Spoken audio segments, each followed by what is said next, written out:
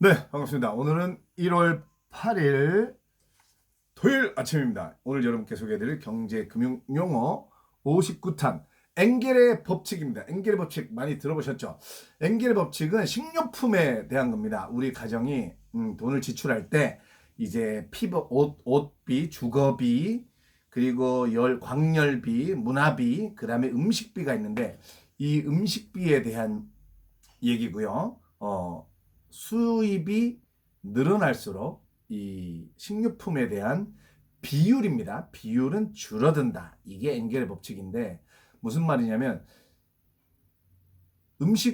식료품은 어느 정도는 사야 되잖아요. 그죠?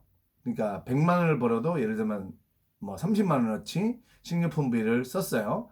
근데 200만 원을 벌었어. 그래도 뭐 30만 원에서 약간 고급을 살 수는 있지만 수입이 200만 원이 됐다고 식료품비 구입비가 30만 원에서 60만 원으로 올라가진 않거든요. 그래서 이게 비율로 따지니까 수입이 200만 원, 100만 원에서 200만 원으로 늘었는데 처음에는 30%였는데 200만 원에서 뭐 30만 원에서 40만 원 정도로 늘었다고 해도 이제 이게 수입이 2배 된 거에 비해서는 조금밖에 안 는 거기 때문에 오히려 수입이 늘어난 거 대비 줄어든 거죠. 그래서 엥겔의 법칙은 수입이 늘어날수록 식료품비에 대한 비중은 줄어들고 문화비 있죠.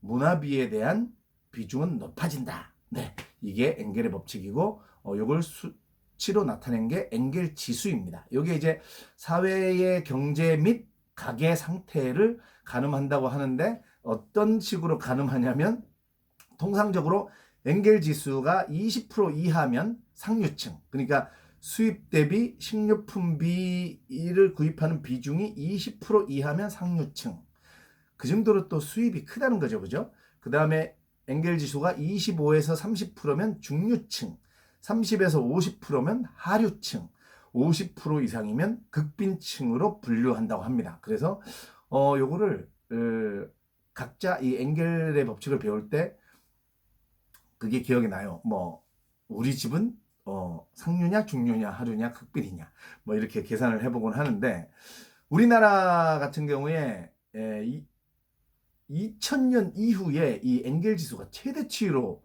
치솟았어요. 21년 만에.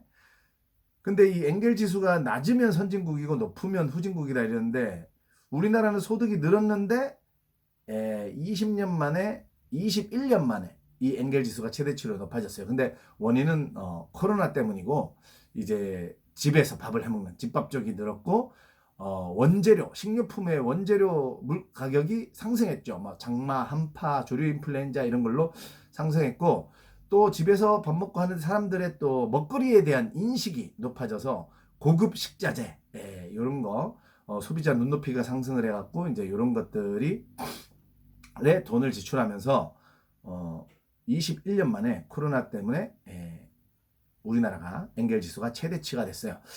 이 엥겔 지수가 낮으면 선진국, 높으면 후진국 하는데 이 코로나 때문에도 있고 또 요즘은 이 사람들의 이 음식에 대한 그 수준이 높아졌잖아요. 그래서 이 엥겔 지수로 평가하기에는 좀 정확하진 않다라고 또 얘기를 하고 있습니다. 근데 이제 요거는 한번 그래도 생각을 해보면서 재밌습니다. 내가 과연 우리 집은 비중이 어떻게 되는가? 여러분이 지출하는 거를 5가지예요. 음식비, 피복, 옷 사는 거, 주거, 집에 대한 거, 근데 광열비, 뭐 보일러 등등 뭐 이런 거, 그다음에 문화비, 요 5가지로 해가지고 이 음식비에 대한 비중이 이 지출이 얼마나 되는지 20% 이하이시면 상류층, 그 다음에 25에서 30이면 중류층, 30에서 50이면 하류층, 50% 이상이면 극빈층으로 분류된다고 합니다. 네, 요거 한번 해보시고 우리 가게는 어떤가 체크도 해보시고 엥겔의 법칙 많이 들어봤는데 설명할 수 없었죠? 이제 그냥 식료품비가 그 소득이 늘어날수록 줄어든다는 게 엥겔의 법칙이고 엥겔 지수구나 아시면 되겠습니다. 그럼 내일 만나요.